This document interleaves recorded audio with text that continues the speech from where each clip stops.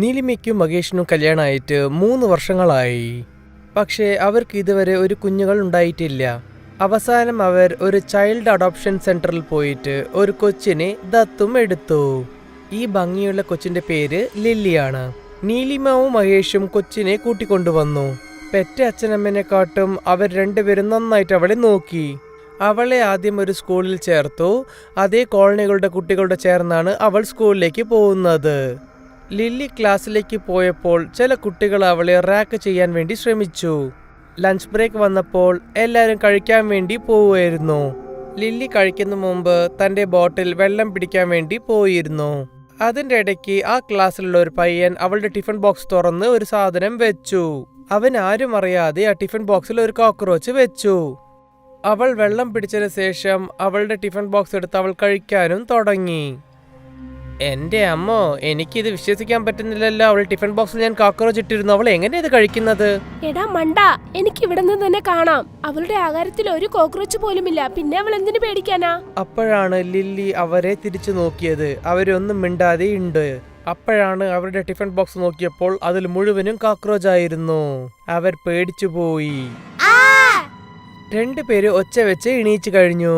അതിനുശേഷം അവർ tiffin box അവിടെ നിന്ന് തട്ടിയിട്ടു. ലില്ലി ചിരിക്കുന്നത് കണ്ടിട്ട് ആ 2 പിള്ളേരും ലില്ലിനെ നോക്കിക്കൊണ്ടിരുന്നു. അപ്പോൾ ലില്ലിയുടെ കണ്ണുകൾ ചുവന്ന നിറത്തിൽ ജ്വലിക്കുകയായിരുന്നു.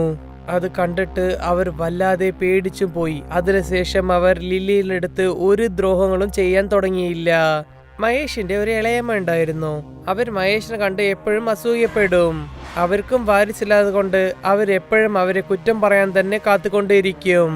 മഹേഷ് ഒരു കൊച്ചിനെ ദത്തെടുത്തത് അവർക്ക് അറിഞ്ഞതിന് ശേഷം ആ കൊച്ചിനെ എങ്ങനെയെങ്കിലും ഇവിടുന്ന് വരട്ടണമെന്നായിരുന്നു അവർ കാത്തിരുന്നോണ്ടിരുന്നത്. അങ്ങനെയാണെങ്കിൽ നിങ്ങൾ ഈ കുട്ടിയാണോ ദത്തെടുത്തു കൊണ്ടുവന്നത്? ജോലിയൊക്കെ നന്നായിട്ട് ചെയ്യുന്നുണ്ടോ? എളേമേ, അങ്ങനെയൊന്നും പറയല്ലേ. ഇവൾ ഞങ്ങളുടെ കൊച്ചു തന്നെയാണ്. ഞങ്ങൾ അവളെ ദത്തെടുത്ത് ഞങ്ങൾ വിചാരിച്ച പോലും ഇല്ല. ലില്ലി മോളെ, അവർക്ക് നമസ്കാരം പറയൂ. നമസ്കാരം ആന്റി. നമസ്കാരം. ഇവിടെ ഇരിക്കണമെങ്കിൽ ജോലിയൊക്കെ നന്നായിട്ട് ചെയ്യണം കേട്ടോ. ഇങ്ങനെ പറഞ്ഞുകൊണ്ട് തന്നെ അവർ മനസ്സിൽ വിചാരിച്ചു, ഇവളെ ഒരു പാഠം പഠിപ്പിച്ച് വീട്ടിൽ നിന്ന് തന്നെ പറഞ്ഞയക്കണം. രാത്രി അവരുടെ ഇളയമ്മ കിടക്കാൻ പോയപ്പോൾ ലില്ലി അവർക്ക് പാലും കൊടുത്തിട്ട് അവളുടെ മുറിയിലേക്ക് അവൾ തിരിച്ചും പോയി. ഇപ്പൊ തന്നെ ഞാൻ ലില്ലിയെ ഒരു പാഠം പഠിപ്പിക്കാം. ഇങ്ങനെ പറഞ്ഞുകൊണ്ട് തന്നെ ആ ഗ്ലാസ്സിലുള്ള പാലും താഴേക്ക് ഇട്ടു. അതുകൊണ്ട് തറയിലെ പാലും പിന്നെ ആ പൊട്ടിയ ഗ്ലാസും തറയിൽ തന്നെ ഉണ്ടായിരുന്നു. ലില്ലി, എടി ലില്ലി, ഒന്ന് റൂമിലേക്ക് വന്നേ. പാല് താഴെ ചിന്തിപ്പോയി. അങ്ങനെ പറഞ്ഞുകൊണ്ട് തന്നെ അവർ ചിരിച്ചോണ്ടിരുന്നു. പിന്നെ അവർ ലില്ലി വരുന്നത് കണ്ടു. പിന്നെ ലില്ലി തറയെ കണ്ടിട്ട് അവൾ പറഞ്ഞു, ആന്റി, പാൽ എവിടെയാ? ഇവിടെ ഒന്നുമില്ലല്ലോ. എടി മടിച്ചി, നിനക്കെന്താ കണ്ണു കണ്ടൂടെ? തറയിൽ ഗ്ലാസ് ഒടിഞ്ഞു പാല് കിടക്കുന്നത് കണ്ടില്ലേ നിനക്ക്? പെട്ടെന്ന് അത് ക്ലീൻ ചെയ്തേ. അപ്പോൾ അവൾ ഒന്നും പറഞ്ഞില്ല. അത് കേട്ടുകൊണ്ട് തന്നെ അവൾ തിരിച്ചും പോയി. ഇപ്പൊ തന്നെ ഞാൻ മഹേഷിനോട് ഇവളെ കുറിച്ച് കംപ്ലൈന്റ് ചെയ്യാം. ഇങ്ങനെ പറഞ്ഞുകൊണ്ട് തന്നെ അവർ ഇളയമ്മ താഴോട്ട് നോക്കിയപ്പോൾ താഴെ കണ്ടത് അത് പാലല്ല, അത് മുഴുവനും ചോരയായിരുന്നു. ചുവന്ന നിറത്തിൽ ഒരു ചോരയായിരുന്നു അത് കണ്ടപ്പോൾ തന്നെ ഇളയമ്മ പറഞ്ഞു, ഇതെങ്ങനെയാ മാറിയത്? ഇങ്ങനെ പറഞ്ഞതപ്പോ ആ ചോരയിൽ പുഴുക്കളും നടക്കാൻ തുടങ്ങി. അവിടെ കുറെ പുഴുക്കളും കൂറകളും വരാൻ തുടങ്ങി. പിന്നെ ഇളയമ്മന്റെ ബെഡ് നോക്കിയിട്ടാണ് അവർ വന്നുകൊണ്ടിരുന്നത്.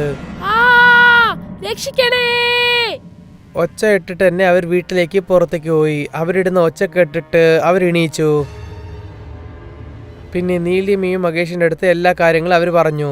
പക്ഷെ അവർ കൂടെ റൂമിലേക്ക് പോയപ്പോൾ അവിടെ എല്ലാം ശരിയായിട്ട് തന്നെയായിരുന്നു ഉണ്ടായിരുന്നത്. പിന്നെ പാൽ ഗ്ലാസും ശരിയായിട്ടാണ് ടേബിളിൽ വെച്ചിട്ടിരുന്നത്. ഈ കുട്ടി ശരിയല്ല. ഉടനെ ഇവളെ വീട്ടിൽ നിന്ന് പറഞ്ഞയച്ചേ. ഇവളുടെ ശരീരത്തിൽ പ്രേതമുണ്ടെന്നാ തോന്നുന്നേ. ഇത് കേട്ടപ്പോ തന്നെ മഹേഷും തന്റെ ഭാര്യയ്ക്കും ഒരുപോലെ ഉണ്ടായിരുന്നു. പിന്നെ അവരെ സമാധാനപ്പെടുത്താൻ നോക്കി. ലില്ലി ഒരു ഭാഗത്ത് അവർ നോക്കി ചിരിച്ചോണ്ടിരുന്നു. അന്ന് ലില്ലി രാത്രി കിടന്നു ഉറങ്ങിയപ്പോൾ അവളെ പോലെ തന്നെ രൂപത്തിൽ ഒരു പെണ്ണ് ഉണ്ടായിരുന്നു. പിന്നെ അവളെ അടുത്ത് സംസാരിച്ചുകൊണ്ടിരിക്കുകയായിരുന്നു. ജൂലി ചേച്ചി, നിങ്ങളില്ലായിരുന്നെങ്കിൽ എന്റെ അവസ്ഥ എന്തായിരിക്കുമെന്ന് അറിയുന്നില്ല. നിങ്ങളാണ് എന്നെ രക്ഷിക്കുന്നത്. എന്നെ കഷ്ടപ്പെടുത്തണമെന്ന് വിചാരിക്കുന്നവരെ നിങ്ങൾ ഒരു പാഠം പഠിപ്പിക്കുന്നു. നീ വിഷമിക്കേണ്ട എന്റെ പൊന്നനിയത്തി. ഞാൻ ജീവിച്ചിരുന്നില്ലെങ്കിൽ എന്താ, എന്റെ ആത്മാവും എന്റെ നിഴലും എപ്പോഴും നിന്നോടൊപ്പമാണുള്ളത്. ആരെങ്കിലും നിന്നെ ശല്യം ചെയ്യണമെന്ന് കരുതിയാൽ ഞാൻ അവരെ ഒരു പാഠം പഠിപ്പിക്കും. ലില്ലിയും ജൂലിയും ഇരട്ട സഹോദരികളാണ്. ഇവര് രണ്ടുപേരും ഒരുമിച്ച് അനാഥാശ്രമത്തിലുണ്ടായിരുന്നു. പക്ഷെ ഒരു ദിവസം ലില്ലിനെ മാത്രം അവർ ദത്തെടുത്തു. അവർക്ക് വന്നിട്ട് ജൂലി ആവശ്യമില്ലായിരുന്നു. അവർക്ക് ഒരേ ഒരു മോള് മാത്രമാണ് ആവശ്യമുണ്ടായിരുന്നത്. സഹോദരികളായ ജൂലിയും ലില്ലിക്കും വല്ലാതെ ആസന സ്നേഹമുണ്ടായിരുന്നു. ലില്ലി വിട്ടുപിരിഞ്ഞത് കൊണ്ട് ജൂലി വല്ലാതെ ശോകത്തോടെ ഉണ്ടായിരുന്നു. പിന്നെ അവൾ സുഖമില്ലാതെ കിടക്കുകയായിരുന്നു. ഒരു ദിവസം അവൾക്ക് തീരെ സുഖമില്ലാതെ അവൾ അപ്പോൾ തന്നെ മരണപ്പെട്ടു. അന്ന് തൊട്ടന്നെ അവളുടെ ആത്മ അവളുടെ കൂടെ തന്നെ ഉണ്ടായിരുന്നു. പിന്നെ എപ്പോഴും അത് അവളുടെ കൂടെ തന്നെ ഉണ്ടാവുള്ളൂ. അടുത്ത ദിവസം ആ ഇളയമ്മ അവളെ കുടുംബപ്പെടുത്താൻ വേണ്ടി ഒരു കാര്യം ആലോചിച്ചുകൊണ്ടിരുന്നു.